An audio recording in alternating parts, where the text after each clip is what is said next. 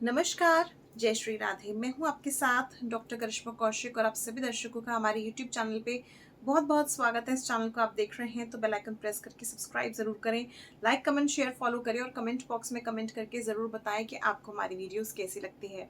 और गणेश चतुर्थी का पर्व आ रहा है, साथ साथ इसको 10 दिन का गणेश महोत्सव का पर्व भी कहते हैं। मगर यहाँ पर अगर हम गणेश चतुर्थी की शुरुआती की समय की बात करें, यानी कि चतुर्थी तिथि, जिस दिन से गणेश चतुर्थी जो है शुरू होती है, तो उस दिन उस तिथि को कलंक चतुर्दशी चतुर्थी भी कहते हैं। और साथ साथ अनंत चतुर्दशी तक भगवान श्री गणेश जी की पूजा आराधना होती है। ये 10 दिन का समय होता है चतुर्थी से लेकर के चतुर्दशी तक।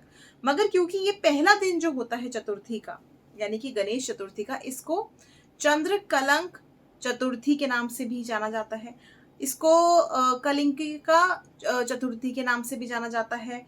और कहीं ना कहीं ये तिथि जो होती है एक तरह से शापित तिथि भी मानी जाती है, क्योंकि ऐसा कहा जाता है कि जो भी व्यक्ति इस दिन चंद्र दर्शन कर लेता है उसके ऊपर कहीं ना कहीं जीवन में कलंक जरूर लग जाता है। इसके पीछे क्या लॉजिक है, क्यों ऐसा होता है, या मे बी आपके साथ कभी ऐसा हुआ होगा कि आपकी कोई गलती नहीं है और फिर भी लोग जो है आपको ही पाप का भागीदारी समझते हैं। या वो एक हम कहावत कहते हैं ना, किया कराया कुछ भी नहीं, खाया पिया कुछ भी नहीं, और ग्लास तोड़ा 12 आना। तो एक वो वाली बात, अगर आप भी इस परिस्थिति से जूझ रहे हैं तो ये आप इजीली जान लें कि कभी ना कभी आपने जो है गणेश चतुर्थी पे, जिसको हम चंद्र कलंक चतुर्थी कहते हैं, इस दिन चंद्र दर्शन जरूर करे हैं। और ये बात आप समझें कि इस दिन अगर आप चंद्रमा को नहीं भी देखेंगे ना, तो चंद्रमा इतना खूबसूरत लगता है कि आपकी बार बार नजरें वहां पे जाएंगी। जिस दिन कोई चीज करने के लिए मना होती है ना, उस दिन हमारा जो मन होता है वो ज्यादा विचलित होता है वही काम करने के लिए। तो सेम वही चीज है कि इस दिन अगर चंद्र दर्शन करना मना होता है तो इस दिन आप बार बार चंद्र दर्शन करेंगे। अब इसके पीछे पुरानी कथा क्या है। इस दिन ऐसा कहा जाता है कि भगवान श्री गणेश जी का जन्मोत्सव है। आप सभी जानते हैं भगवान श्री गणेश जी को हम लेके आते हैं चतुर्थी के दिन, और चतुर्दशी तक के हम दिन रखते हैं, तो 10 दिन का ये महोत्सव होता है। मगर क्योंकि इस दिन ऐसा कहा जाता है कि संपूर्ण सृष्टि का भ्रमण भगवान श्री गणेश जो है अपने जन्मोत्सव के खुशी में अपने वाहन मूषक राज पे बैठ करके भ्रमण कर रहे थे।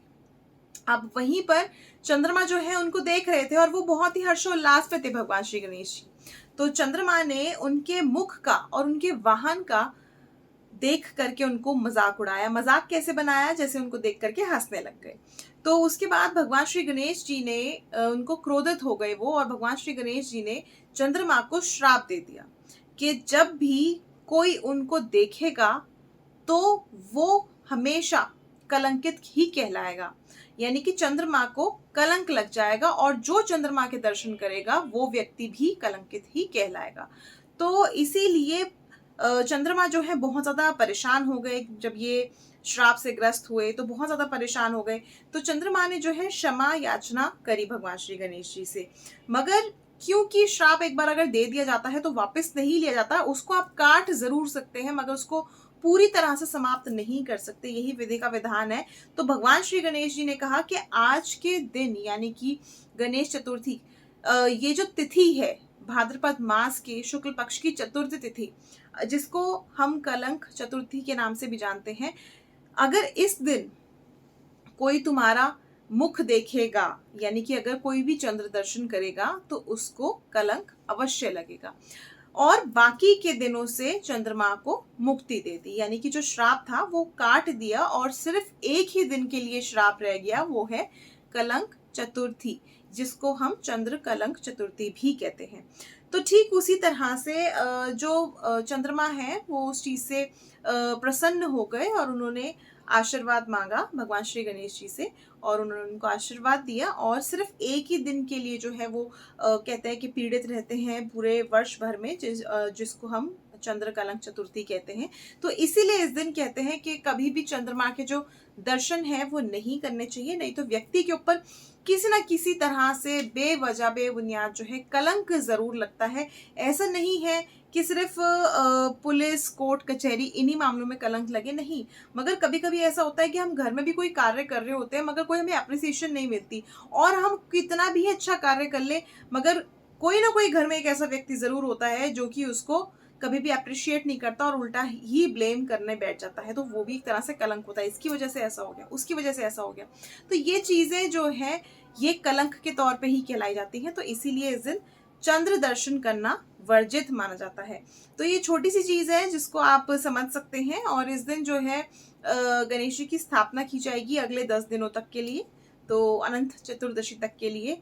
तो भगवान श्री गणेश जी का जन्मोत्सव खुशी से मनाएं, धूमधाम से मनाएं, मगर इस दिन चंद्र दर्शन करने से बच जाएं। तो फिलहाल के लिए मुझे दीजिए इजाजत। नमस्कार, जय श्री राधे। एस्ट्रो तक ऐप पर आपको मिलेगा भविष्य से जुड़े हर सवाल का जवाब। डाउनलोड कीजिए एस्ट्रो तक ऐप और चुटकी में जुड़िए इंडिया के बेस्ट एस्ट्रोलॉजर से।